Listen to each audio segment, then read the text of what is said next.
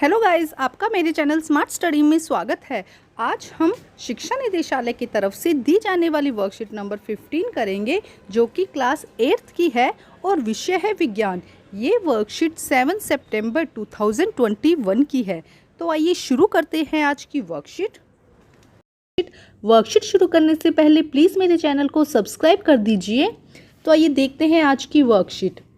आज हम धातुओं के अन्य भौतिक गुण के बारे में जानेंगे। बेटा, पिछली वर्कशीट में हमने धातुओं के भौतिक गुणों के बारे में जाना था, तो आज हम कुछ अन्य गुणों के बारे में जानेंगे। पिछली वर्कशीट में हमने देखा था कि धातुओं में तन्यता, कठोरता, आघातवर्धीनता, इस तरह के गुण पाए जाते हैं। तो आइए देखते हैं आज की वर्कशीट में क्या दिया गया है।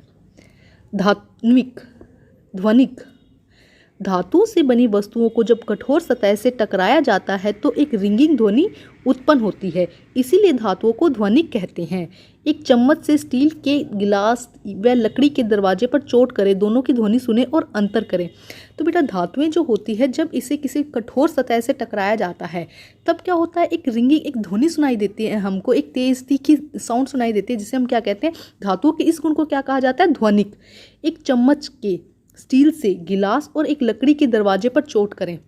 देखेंगे, जब आप एक गिलास के साथ में जो धातु से बना हुआ है, स्टील का बना हुआ है, उससे आप एक चम्मच को चोट करेंगे और जब एक लकड़ी पर चोट करेंगे तो दोनों की ध्वनि में बहुत अंतर सुनाई देगा। जो धातु की ध्वनि होगी वो थोड़ी तीखी होगी, ठीक है। इसीलिए जो बेल बनाई जाती है उनमें हम धातु का प्रयोग करते हैं, जिससे कि तीखी और तेज आवाज़ हमें सुनाई दे।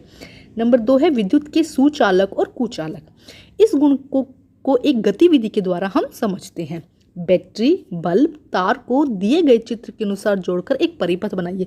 तो देखिए, यहाँ पे दिया गया है एक परिपथ। बेटा, यहाँ एक बल्ब जोड़ा गया है, यहाँ पे एक बैटरी जोड़ी गई है और यहाँ पे एक तार है।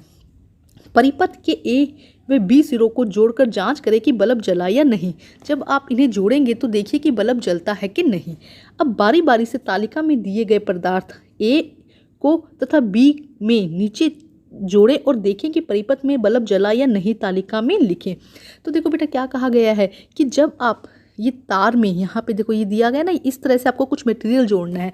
जब आप धातु जोड़ेंगे, देखेंगे कि जब आप धातु जोड़ते हैं तो ये बल्ब क्या हो जाता है, ग्लो हो जाता है। लेकिन जब आप अधातु जोड़ते हैं, जो धातु नहीं है, जैसे कि मान लो आपने एक तार, यहाँ हम समझते हैं इसको पहले, जैसे कि हमने यहाँ पे एक बल्ब लिया, देखते हैं हम, जैसे कि हमने यहाँ पे एक बल्ब लिया और यहाँ पे हमने तार लिया, यहाँ पे हमने बैटरी ले ली, ठीक है, ये हमारी बैटरी हो गई।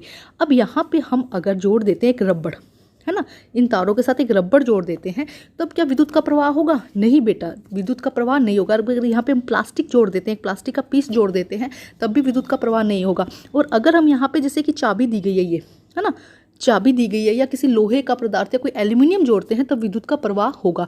तो इसका मतलब ये है कि विद्युत अपने में से जो धातु है वो अपने में से विद्युत को प्रवाहित होने देती है। अब इस हम जब ये पहले ये देखते हैं इसमें क्या क्या दिया गया है। हम यहाँ से तालिका का पहले आंसर देखते हैं। जब लोहे की कील इस परिपथ में, यहाँ पे जो बैटरी जोड़ी हमने और यहाँ पे हमने क्या जोड़ दिया बेटा, अगर हम लोहे की कील देते तो जो बल्ब है वो क्या होगा, जल जाएगा। कोयला जोड़ेंगे तब हम बल्ब नहीं जलेगा। एल्यूमिनियम का तार जोड़ेंगे तब भी क्या होगा, बल्ब जल जाएगा।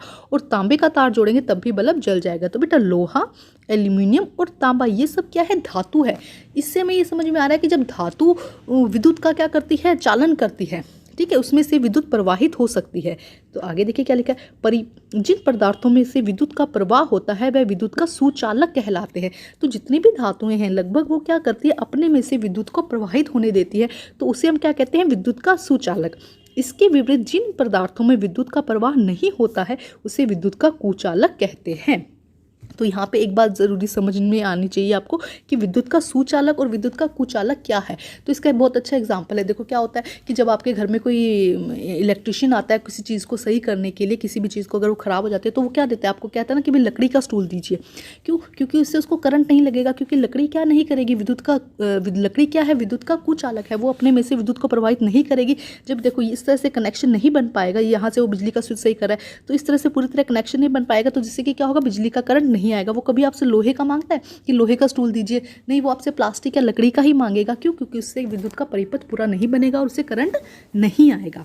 तो यहाँ पे सिर्फ इतनी बात समझो कि कुछ जो धातुएं हैं वो क्या होती है, विद्युत की सुचालक होती है और अपने में से विद्युत को पास होने देते हैं। देखो यहाँ पे बल्ब लिया था हमने, यहाँ पे हमने क्या ली, बैटरी ली।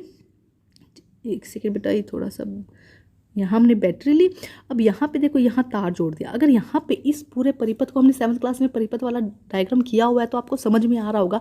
इस परिपथ को पूरा होने के लिए अगर यहाँ पे हम कोई लोहे की चीज़ लगा देते हैं तो क्या होगा, परिपथ पूरा होगा और यहाँ से विद्युत पूरी तरह से बल्ब जो है ये जल जाएगा। लेकिन यहाँ पे हम प्लास्टिक का, लकड़ी का, कोयला लगा देते हैं तो ये परिपथ पूरा नहीं होगा, जिससे कि क्या होगा, लाइट नहीं जलेगी, जो बल्ब है वो नहीं जलेगा। इसीलिए जो धातुएं हैं वो विद्युत की क्या होती है, सुचालक होती है। जिन पदार्थों में से विद्युत का प्रवाह होता है वह विद्युत के सुचालक कहलाते हैं। इसके विपरीत जिन पदार्थों में विद्युत का प्रवाह नहीं होता है उसे हम विद्युत का कुचालक कहते हैं। सामान्यतः धातुएं विद्युत की सुचालक होती है। जितनी भी धातुएं, लोहा, एल्युमिनियम, तांबा, ये सब क्या है, धातुएं, ये विद्युत की सुचालक होती हैं। अधातुएं विद्युत की कुचालक होते हैं, जैसे कि कोयला हो गया, प्लास्टिक है ना, कोयला हो गया, ये सब क्या है, ये विद्युत की कुचालक होती हैं। परंतु ग्रेफाइट एक ऐसी अधातु है जो विद्युत का सुचालक है। बेटा ये याद करना पड़ेगा। परंतु ग्रेफाइट क्या है, एक ऐसी अधातु है। हमने अभी कहा अधातु क्या होती है, कुचालक होती है, लेकिन ग्रेफाइट एक ऐसी अधातु है जो विद्युत का सुचालक होती है। ठीक है, ये एक्सेप्शन जो दिए होते हैं बेटा, इनको थोड़ा सा अच्छे से अंडरलाइन कर लिया करो, लिख लिया करो इनको ना अपनी नोटबुक में। नेक्स्ट देखिए, ऊष्मा चालकता। पिंकी की मम्मी कढ़ाई में हलवा बना रही थी, तभी दरवाजे की घंटी बजी। वे चम्मच को कढ़ाई में ही छोड़कर दरवाज़ा खोलने चली गई। वापस लौटकर उन्होंने जैसे ही चम्मच पकड़ी तो उनकी चीख निकल गई, जोर से चिल्लाई। अब हुआ क्या बेटा, देखो, धातुओं के एक सिरे को गर्म करने पर ऊष्मा गर्म सिरे से ठंडे सिरे की ओर स्थानांतरित होती है, इसलिए धातुएं ऊष्मा की सुचालक होती है। देखो अभी ऊष्मा, जैसे कि ये देखो इस तरह से कढ़ाई रखी हुई थी और चम्मच यहाँ पे रखी हुई थी। अब यहाँ पे क्या किया जा रहा था, गर्म किया जा रहा था। अब ऊष्मा क्या करती है, धातुओं में से, जैसे कि यहाँ से निकली ऊष्मा यहाँ पहुँच रही है, यहाँ से वो इस डायरेक्शन में पहुँच रही है। समझ आया? देखो क्या हुआ, ऊष्मा यहाँ पे पहुँची, पहले यहाँ इसको जो हलवा बन रहा है उसको गर्म कर रही है, उसके बाद यहाँ से वो इस चम्मच के पहले इस सिरे पे पहुँची, इसके बाद में वो यहाँ तक पहुँची। जब उसकी मम्मी ने आके यहाँ से पकड़ा कुछ देर के बाद भी, तो क्या हुआ, ऊष्मा यहाँ तक पहुँच गई। ऊष्मा का ये, इसकी वजह से, ऊष्मा की वजह से ये सिरा भी गर्म हो गया था, इसकी वजह से क्या हुआ, उनको बहुत गर्म लगा, इसलिए वो चीखी। तो अब देखते हैं, अब इसको समझते हैं।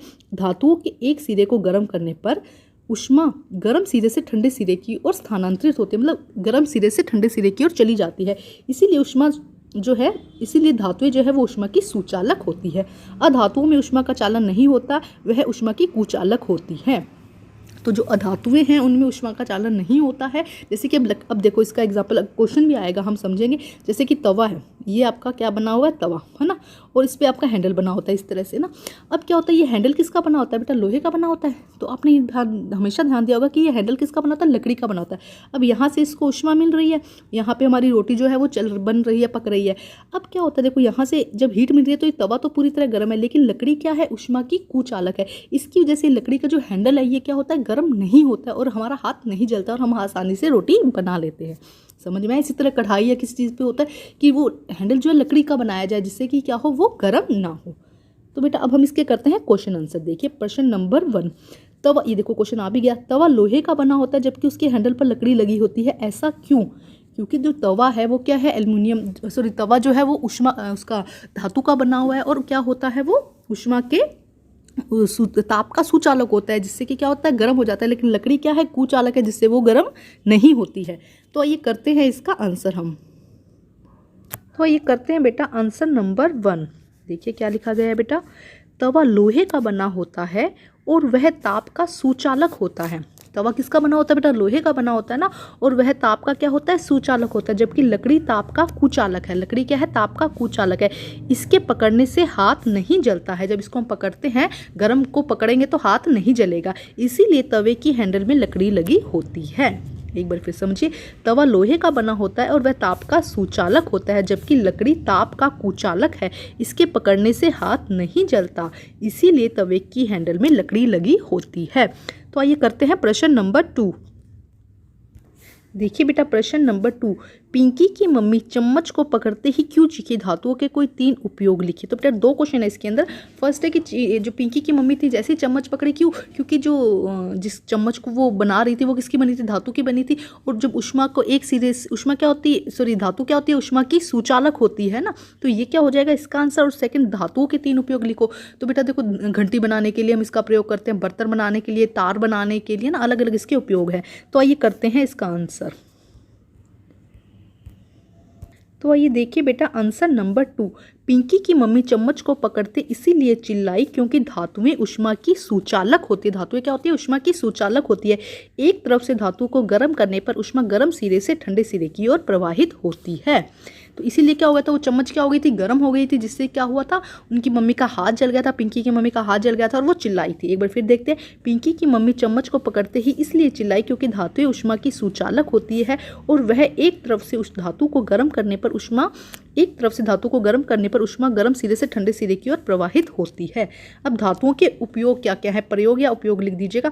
बर्तन बनाने में करते हैं हम, तार बनाने में करते हैं, घंटी बनाने में, एल्युमिनियम फॉयल बनाने में हम धातुओं का प्रयोग किया जाता है। तो आइए अब करते हैं हम प्रश्न नंबर 3 बेटा। प्रश्न नंबर 3, विद्युत तथा ऊष्मा के सुचालक किन्हें कहते हैं? परिभाषित करो।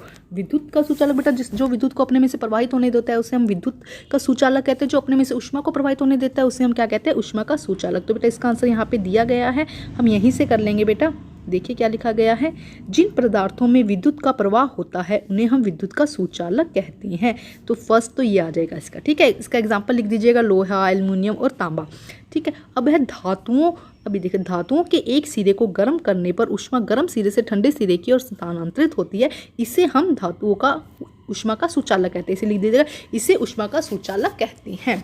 तो ये हमारा इसका हो जाएगा सेकेंडरी। बच्चे ध्यान से समझो, जिन पदार्थों में विद्युत का प्रवाह होता है उन्हें विद्युत का सुचालक कहते हैं। जिन धातु के एक सिरे को गर्म करने से दूसरा सिरा गर्म हो जाता है या गर्म सिरे से ठंडे सिरे की ओर स्थानांतरित होती है ऊष्मा, इसे हम ऊष्मा का सुचालक कहते हैं। ऐसे पदार्थों को हम ऊष्मा का सुचालक कहते हैं।